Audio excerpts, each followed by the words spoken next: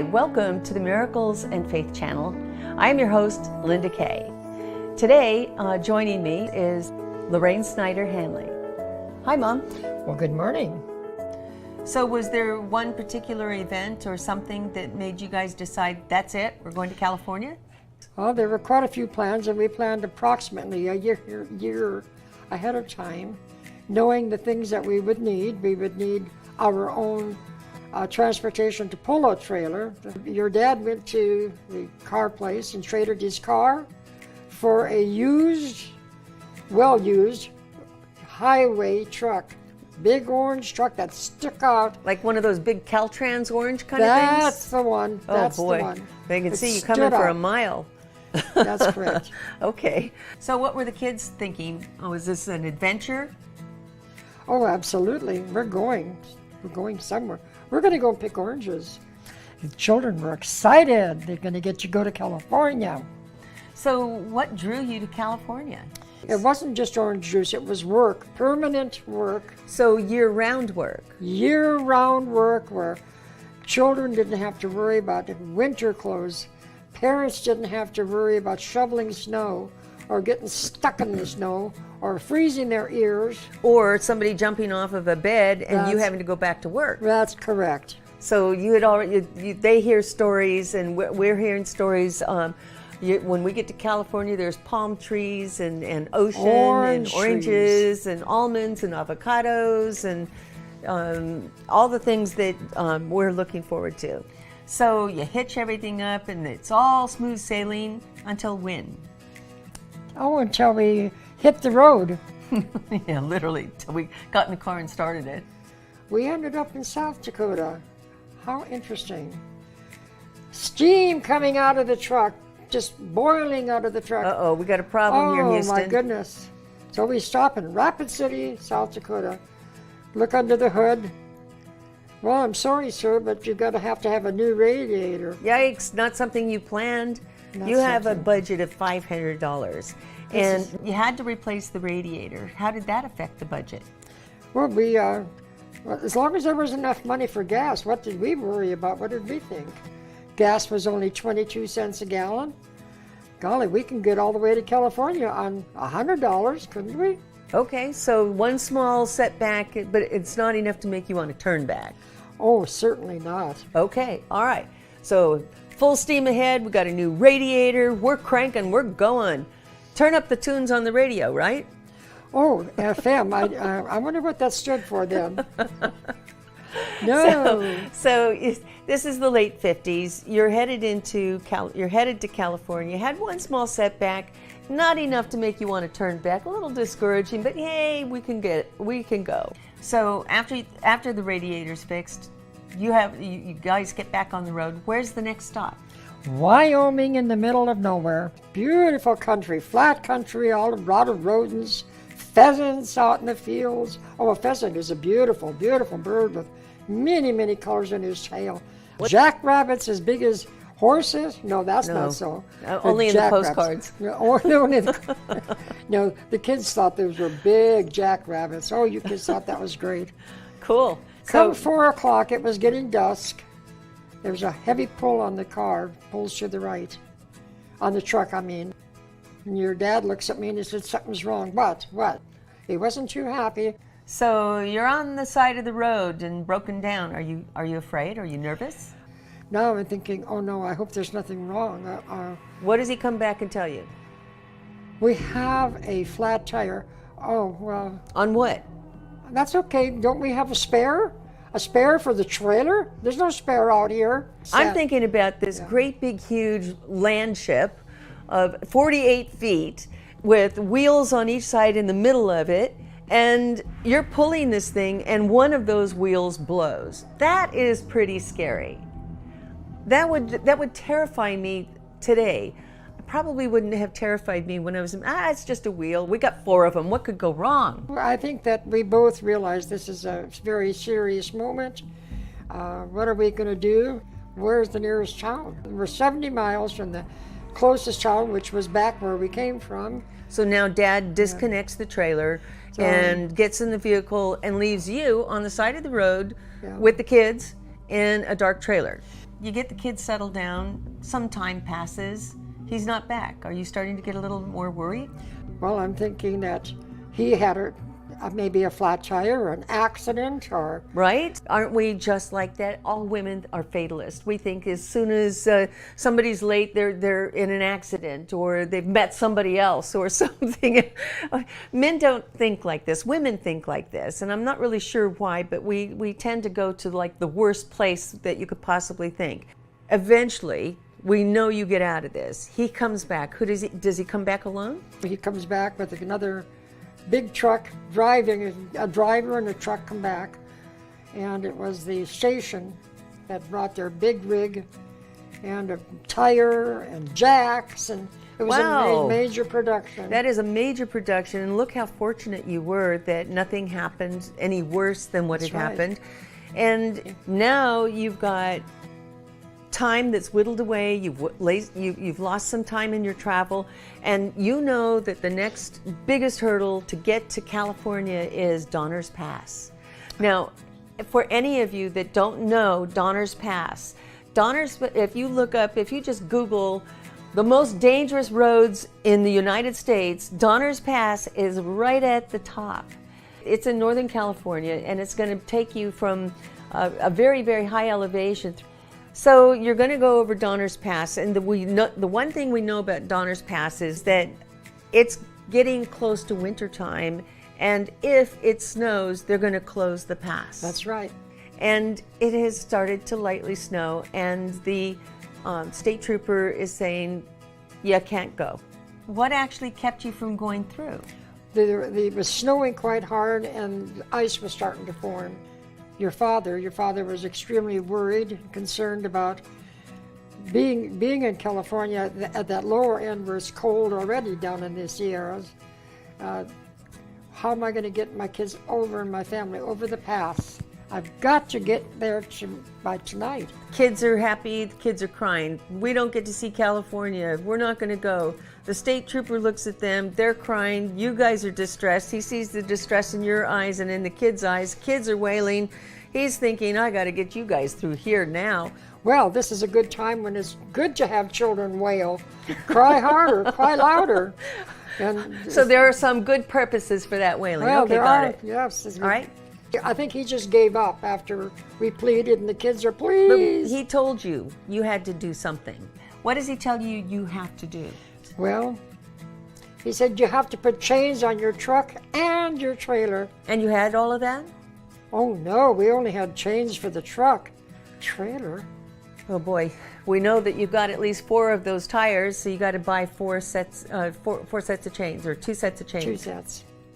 Well, there happened to be a service truck right down at the bottom where the state troopers were. Of course there is. Yes, and he just conveniently had a set of chains to sell us. Of course he did. Yes. So that trip through Donner's Pass was easy, right? Oh, mercy, no. It took us about an hour and a half to pull up to the top of the pass. And then going down was even more dangerous than going up. I can't even imagine. And again, viewers, please do yourselves a favor. Look up on Google most dangerous roads in the United States, and you'll see Donner's Pass at the very top, and you'll see why. It's still a treacherous road today, but back then, even scarier. Well, I'm going to say right here, anyone that's silly as we were, not to think of the dangers ahead, I would never do it again. And even if I was 27, I would never do it again. Have you been on Donner's Pass ever since then? Never since that one time. See, sometimes you only need to learn it one time, right? You learned your lesson. Easy that time. But now you go, we've gotten this far, we're going to just keep going. California, here we come, or bust. Here we come, here we come. All right, so now you get all the way over the pass, and we know you get it to California. You've got to be relieved. After we got out of Truckee and down off of Donner's Pass, we knew that Lodi was still a little bit further to go. So we pulled into a small pullout and spent the night. And early morning, we headed out for Lodi, which I believe was 60 or 70 miles to go yet. We pulled in and I saw a place that said Twin Palms Trailer Park. That's it. And in front of this trailer park were fruit stands with watermelon and cantaloupe. Everything that you had hoped California would deliver. Here it is. Here it is. My goodness. 20 cents for one cantaloupe. Watermelon. 50 cents for a watermelon? Oh, we were just delighted. So you can't imagine how much excitement the kids have. You feel relief. You finally got there. You're camped out now, and overnight, Dad comes to you and he tells you what? Says to me, you know, we've got to be very careful. Yes, I know. Well, we're down to $20. $20? We're down to $20. What's that going to buy? Nothing. That's going to have to pay for our park rent. We're going to have to stay here a week and find a job. I'm thinking, oh my goodness. You were out of money. Well, I wasn't You didn't sure. know you were out of money. I didn't know because your dad handled all the money at that time. I'm Okay, thinking, so you're down to $20 and so you're upset. Oh my goodness, I'm crying. Your dad was so upset with me with my boo-hooing. So you walk off. He told me, he says, go take a walk. So I did. Took a walk, and it was late in the evening after we got the kids settled, and I came back after my walk with 2 bags of groceries. Hold on. You skipped a step here. No. You're sitting and boo-hoo-hooing and crying, and you sit down on the side of the road. I took a walk to just maybe about, I think it was several blocks, and there was a big store, and I'm gonna just go look. Just gonna walk up to the store and back home till I get over my boo-hoo. And I was so shocked. I'm sitting there looking at the ground. I'm thinking, mercy, mercy. Lord, what am I going to do? I kid you not, there was a $20 bill on the ground. And so, needless to say, I picked it up and said, oh, Lord. I looked around to see if anyone had dropped it, lost it or dropped it. And, well, I guess that's mine. I go in the store and I get flour, sugar, cereal, everything that the kids needed, even milk. And I even had money left over. I even bought goodies for the kids, extra goodies. So you got 2 good-sized bags. Dad must have thought you had robbed the store. Your dad thought I did go to the store. What'd you do? Go take everything out of the store and help yourself? No.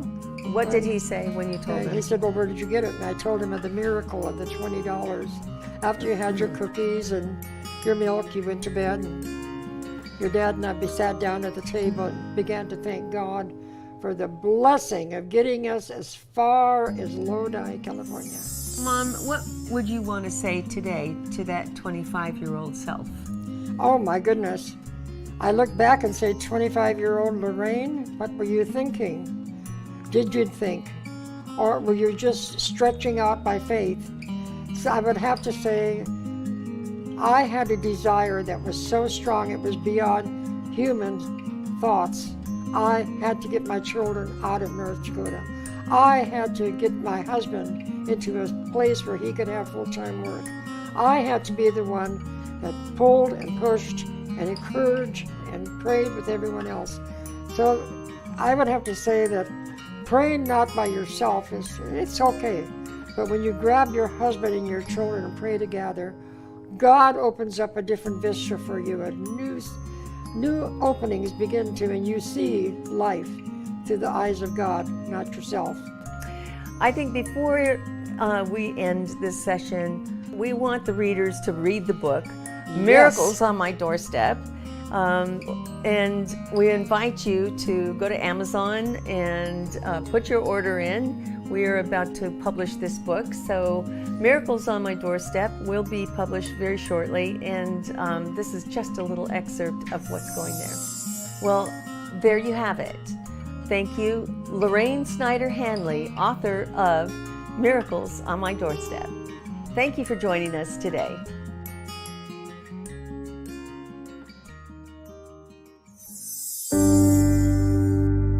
When we get to California, there's palm trees and ocean and oranges and almonds and avocados.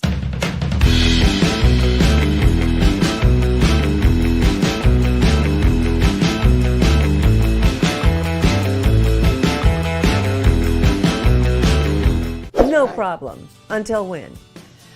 Ah, goodness. And till we start pulling out of the trailer and we began leaving that North Dakota road.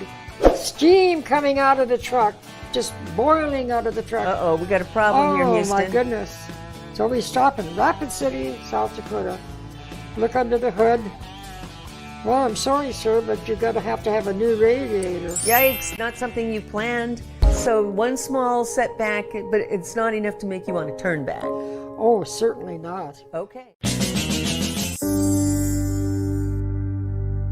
And you know that the next biggest hurdle to get to California is Donner's Pass.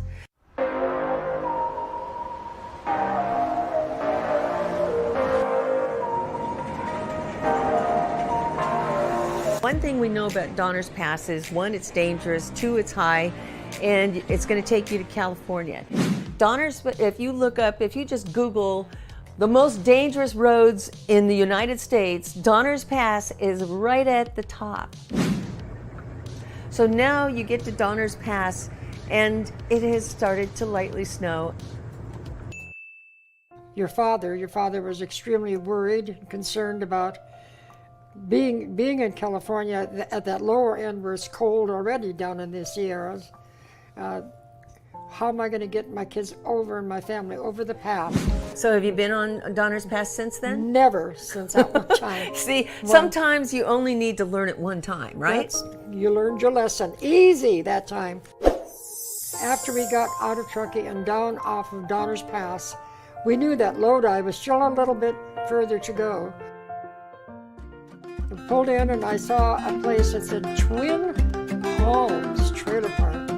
And in front of this trailer park were fruit stands with watermelon, antelope. Everything that you had hoped California would deliver. Here it is. Here it is. My goodness. I'm thinking, oh my goodness. You were out of money. Well. What did he say when you told him? He said, well, where did you get it? And I told him of the miracle of the $20. Your dad and I sat down at the table and began to thank God for the blessing of getting us as far as